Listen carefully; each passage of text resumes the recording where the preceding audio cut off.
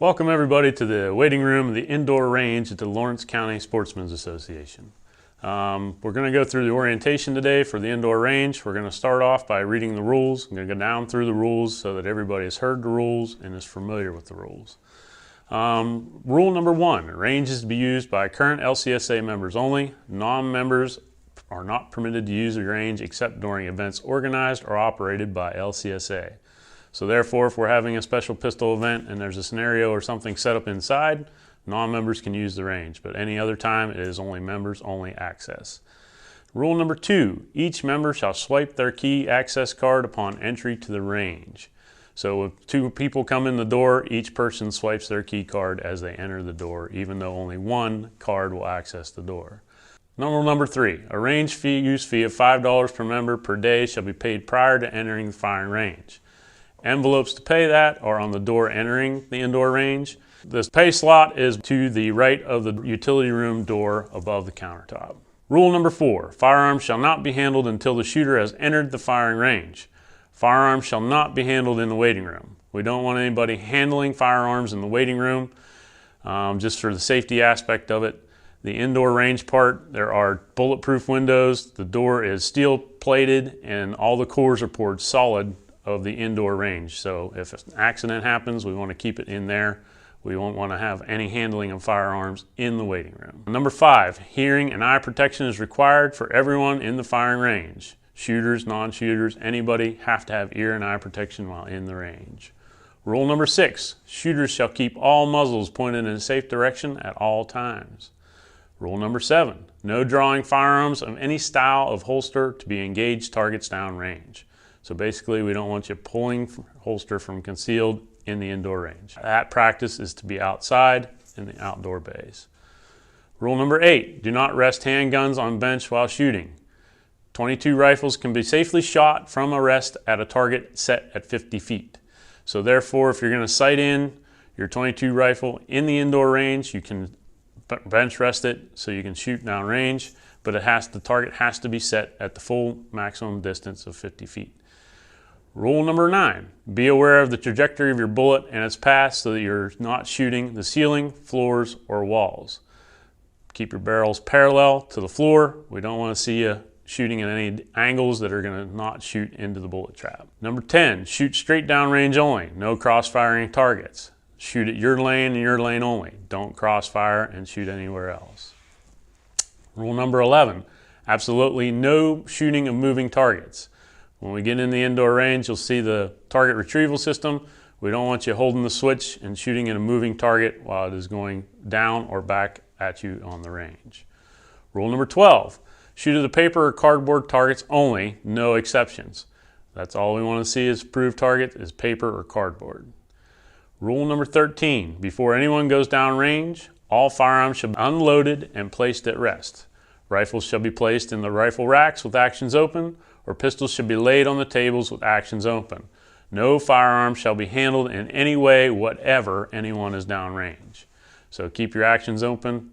Do not handle guns if somebody goes forward to the shooting benches.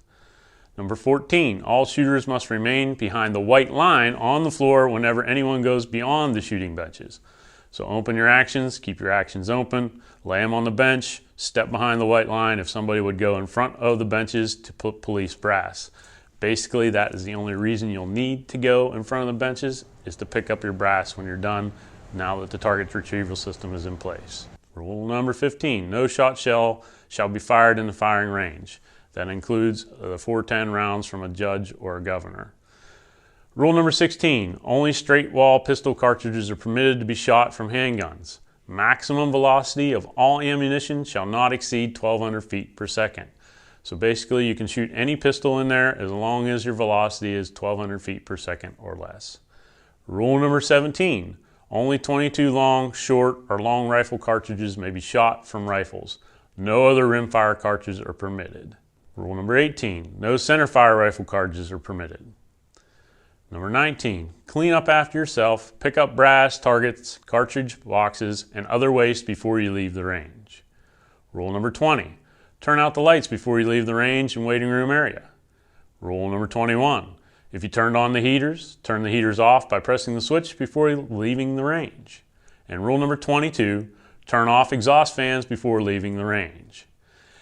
Failure to follow these rules is cause for immediate termination of the club membership. So please be safe and make sure everything is handled correctly. All right, now that we're in the indoor range, there's a couple things to look at. We do have the target retrieval system in every lane. It's going to run back and forth.